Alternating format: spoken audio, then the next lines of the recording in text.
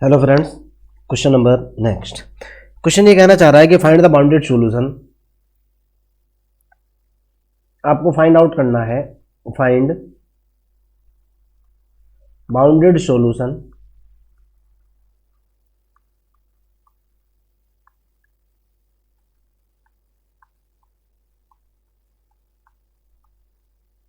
किसका bounded solution निकालना है? Of del y over del t is equal to del two Y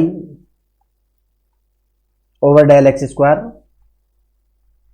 boundary condition जो आपको दे रखी है इसके साथ साथ दे रखा है कि x जो है वो ग्रेटर देन जीरो है और t भी क्या है, ग्रेटर देन जीरो है।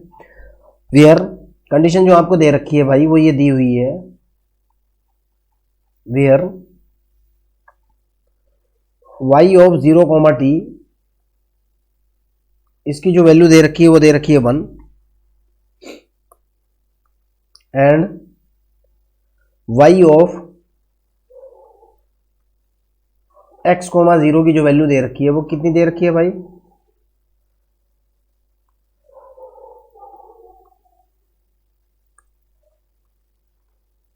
y of x comma zero की वैल्यू दे रखी है मेरे को 0। Okay, this is my question. Now मेरे को गिवन दैट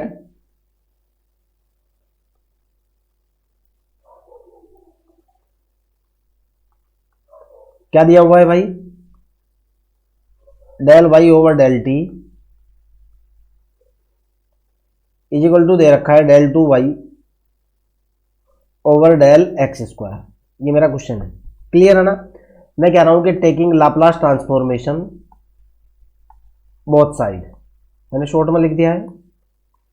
तो जैसे ही मैं दोनों तरफ का लाप्लास ट्रांसफॉर्मेशन लूंगा, इधर हो जाएगा L of del y over del t is equal to L of del two y over del x square. Okay, हमारे पास फार्मूला होता है L of del y over del t का जो फार्मूला होता है वो कितना होता है भाई? ये वाई है। एक मिनट सही कर दूंगा मैं, पूरा लगता है ना थोड़ा सा यार, ये वाई है यार।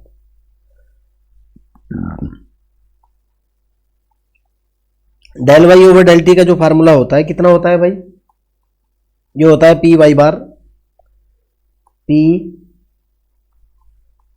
एक्स पी माइनस के y x zero, minus k कितना होता है? Y of x comma zero और L of del two y over del x square. इसका जो फार्मूला होता है वो कितना होता है भाई?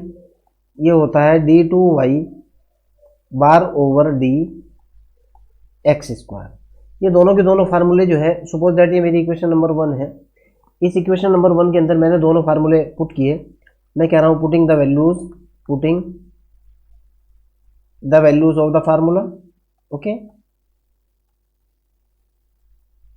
The values of formula. Okay, इस इक्वेशन के अंदर जो है, ये वाली जो इक्वेशन है, इस इक्वेशन के अंदर मैं दोनों की दोनों वैल्यू डाल रहा हूं, ये वाली जो इक्वेशन। ओके, और कौन कौन सी वैल्यू डाल रहा हूं?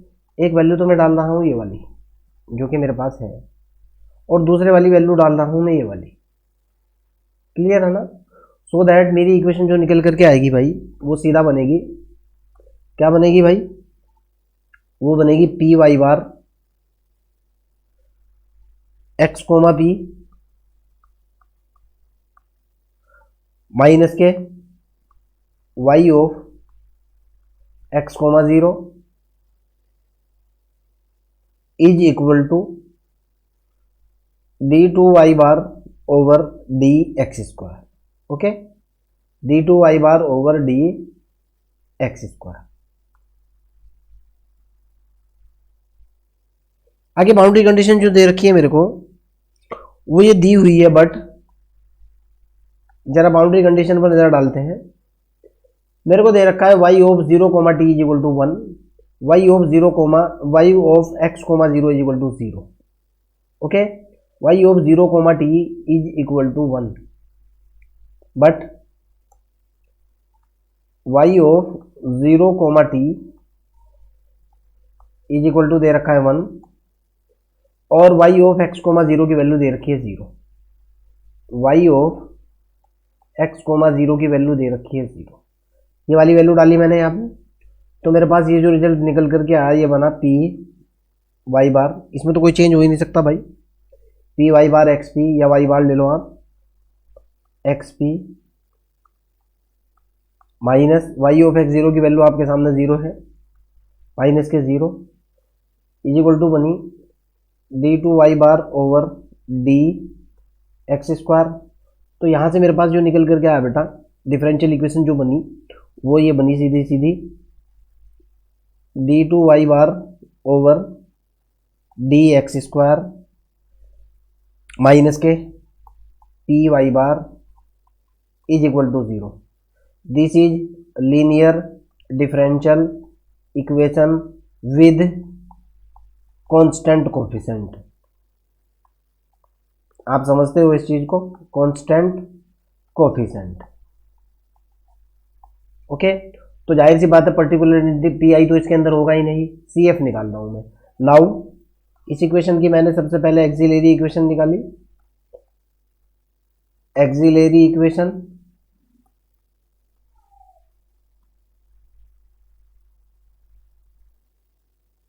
एक्सिलरी इक्वेशन मेरे पास निकल करके आई m square minus k p is equal to 0। तो इसको मैं लिख सकता हूं यहां से m square minus under the root p का स्क्वायर इज इक्वल टू 0। यहाँ से एम की दो वैल्यू निकल करके आई plus minus under the root p. तो कॉम्प्लीमेंट्री फंक्शन जो निकल करके आया, अगर आपने डिफरेंशियल इक्वेशन पढ़ी होगी तो आपको कोई प्रॉब्लम नहीं होगी, दोनों की दोनों रियल वैल्यू हैं। ये निकल करके आई C1 e to the power under the root P x, दूसरा निकल करके आएगा C2 e to the power minus under the root P x. और पी आई जो होगा पर्टिकुलर इंटीग्रल, पी आई की वैल्यू कितनी होगी 0 होगी। क्यों?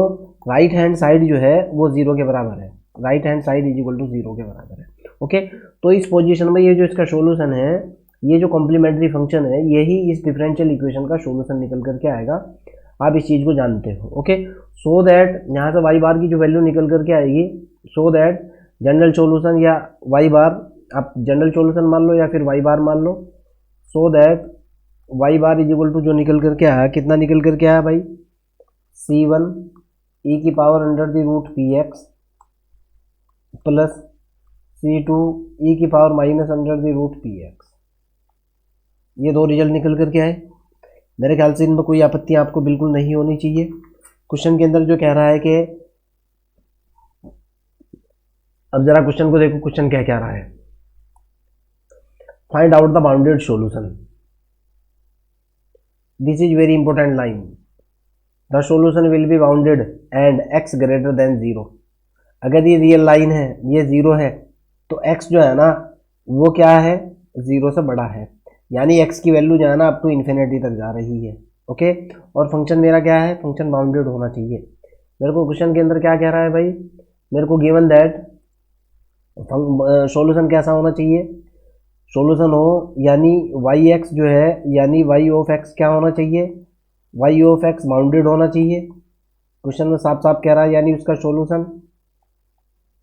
ओके, और x की वैल्यू ग्रेटर देन 0 होनी चाहिए, यानी x टेंडिंग टू इन्फिनिटी तक भी जा सकते हैं हम।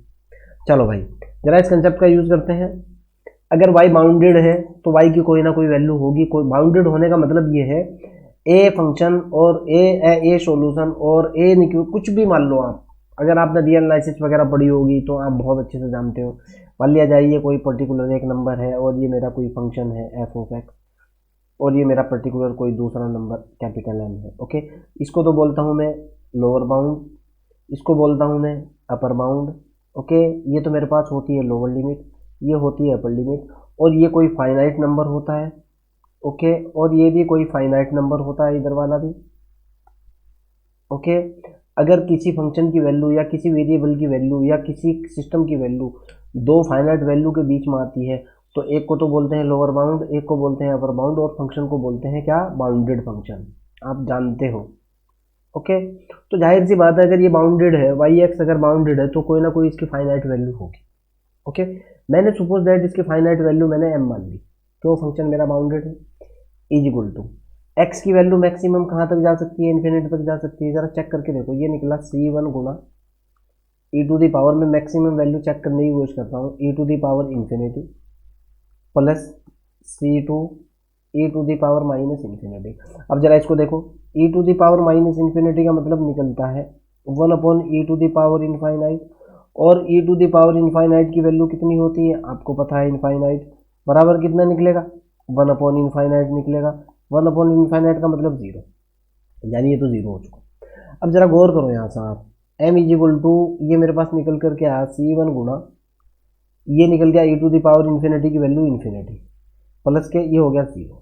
अब जरा सोचो आप, इधर जो जा रहा है इधर तो बन रहा है इनफाइनाइट, जरा गौर करना आप, इधर तो बन रहा है इनफाइनाइट, और अगर ये फंक्शन बाउंडेड है इधर बन रहा है फाइनाइट। क्या मैथमेटिकली ये बात वैलिड है? Mathematically this is invalid. ये वैलिड तभी हो सकता है कि मैथमेटिक्स का ये रूल होता है कि जो लेफ्ट हैंड साइड की वैल्यू है वो राइट हैंड साइड की वैल्यू होनी चाहिए।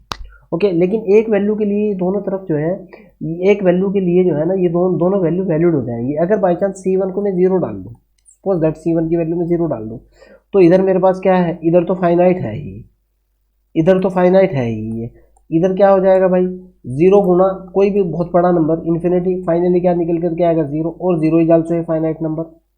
ओके, आप समझने की कोशिश करो, 0 तो फाइनाइट नंबर है। तो इसका मतलब ये निकलता है कि इसकी जो है ना सिर्फ एक ही सिचुएशन बन सकती है बाउंडेड केस में, बाउंडेड के केस में सिर्फ एक ही सिचुएशन बन सकती है, और वो सिचुएशन जो है ना इस इक्वेशन को सेटिस्फाई करने के लिए सिर्फ एक सिचुएशन बनेगी, और वो situation C1 is equal to 0 होगी। इसके अलावा कोई और पॉसिबिलिटी है नहीं, मैंने बहुत डिटेल में आपको समझा दिया। अब अगर C1 इज इक्वल टू 0 है तो वाई बार की वैल्यू कितनी हो जाएगी, वाई बार की वैल्यू C1 तो 0 हो चुका, यानी ये स्टेप तो खत्म हो चुका। अब वाई बार की वैल्यू निकल करके आई C2 e to the power minus under the root PX, यही बनाना। आगे की तरफ चलते हैं, यानी मेरे पास फाइनली वाई बार की वैल्यू जो निकल करके आई वो कितना निकल करके आया भाई, वो बना C2 e to the power minus under the root PX। यहां तक कोई दिक्कत तो नहीं है मेरे ख्याल से, बिल्कुल आपकी समझ में आ रही होगी बात। बट आपको क्वेश्चन के अंदर एक चीज और भी दे रखी है, उसका भी यूज करना है। बट y ऑफ x0 की वैल्यू, y ऑफ 0t की वैल्यू दे रखी है मेरे को 1 दे रखी है ना, चलो। But y of 0 t is equal to दे रखा है मेरे को कितना 1। मैंने इसका लाप्लास ट्रांसफॉर्मेशन लिया, इसका मैंने लाप्लास ट्रांसफॉर्मेशन लिया, तो जैसे ही मैं इसका लाप्लास ट्रांसफॉर्मेशन लूंगा ये तो हो जाएगा y bar, L of y की वैल्यू कितनी होती है आपको पता है, y बार लेकर के चल रहा हूँ। टी किसके अंदर, ये तो 0 का 0 ही रहेगा, टी किसके अंदर कन्वर्ट हो जाएगा, टी पी के अंदर कन्वर्ट हो जाएगा, इज इक्वल टू ये हो जाएगा एल ऑफ 1। ओके, यानी वाई बार तो इधर रहेगा, इसको लिखो या ना लिखो इसका मतलब यही है, 0 पी इज इक्वल टू इसका हो गया 1/p, 1 का तो 1/p होता है ना। ओके, जब मैं ये वाली वैल्यू वहाँ डालूंगा इस इक्वेशन के अंदर जो है वाई बार, ये यहाँ मैंने वैल्यू डाली, वैल्यू डालने के जस्ट बाद जो है, और x ये देखो आप, ये 0 t ये मेरा x चलता है यहाँ पे। ओके, यानी इस इक्वेशन के अंदर जो है x की वैल्यू मेरे को कितनी डालनी है, x इज इक्वल टू डालना है मेरे को 0। देखो आप यहाँ से पता लग रहा है आपको, ये देखो ये लाइन बिल्कुल सीधा इंडिकेट कर रही है आपको, तो मैं डार्क कर दूंगा, ये x होता है मेरा, x की वैल्यू तो डालनी है 0, और y बार जो है, y बार की वैल्यू आ चुकी मेरे पास 1/p। जरा वैल्यू डाल करके देखता हूँ, रिजल्ट देखता हूँ कितना आ रहा है। इधर तो हो गया ये 1/p इज इक्वल टू ये हो गया C2 और गुणा e टू दी पावर कितना बन गया भाई, ये जो e है, सॉरी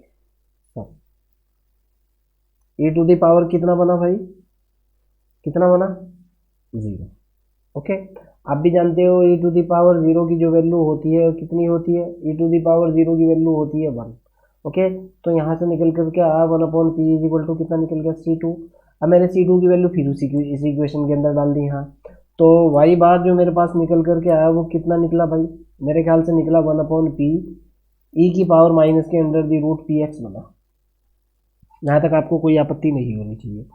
अब मैंने इसका एल इनवर्स लिया, y बार का मतलब होता है L of y, L of y is equal to निकल करके आया 1/p e to the power minus k p x, यही बनाना। जरा इधर को देखते हैं, मैंने इसका एल इनवर्स लिया बोथ साइड, तो इधर बना मेरे पास L inverse L of y is equal to L inverse 1/p e to the power minus under the root P x. ये एरर फंक्शन होता है, ये तो इससे ख़त्म। y बराबर जो निकल करके आया बेटा, this is known as error function. Okay, this is known as error function. y is equal to, मैं लिख भी रहा हूँ, एल इनवर्स, ये पूरे का पूरा बनेगा 1/p into e to the power under the root P x. Okay, अगर आपने एरर फंक्शन के बारे में पढ़ा हो तो भाई बहुत अच्छी बात है, और अगर नहीं पढ़ा तो भाई यहाँ मैं डायरेक्ट फार्मूले का यूज़ करूँगा। ओके, प्रॉब्लम ये है कि लाप्लास ट्रांसफॉर्मेशन और इनवर्स लाप्लास ट्रांसफॉर्मेशन का उसके लिए क्लियर होना ज़रूरी है। y इज इक्वल टू मेरे पास निकल करके आया है एल इनवर्स, ये बना हुआ है 1/p e to the power under the root P x. Okay, तो जब मैं इनवर्स लाप्लास ट्रांसफॉर्मेशन निकालूंगा तो इसका इनवर्स लाप्लास ट्रांसफॉर्मेशन होता है error function ERFC, error function of x upon 2√t। Okay, ये डायरेक्ट फार्मूला है भाई, सीधी सी बात है। अर्थात y की वैल्यू जो निकल करके आई वो ये निकली, error function x upon 2√t and this is my answer. Okay, ये इसका ये यहाँ से यहाँ तक दिस इज द फार्मूला। कभी आप ये कहो सर ये क्या है, कैसे है, ये क्या बता दिया आपने, दिस इज फॉर्मूला। ओके, मेरे ख्याल से आपको कोई डाउट किसी भी तरह का नहीं होना चाहिए। अगर फिर भी डाउट है तो कमेंट सेक्शन के अंदर क्वेश्चन को डालिए, I will help you. Bye.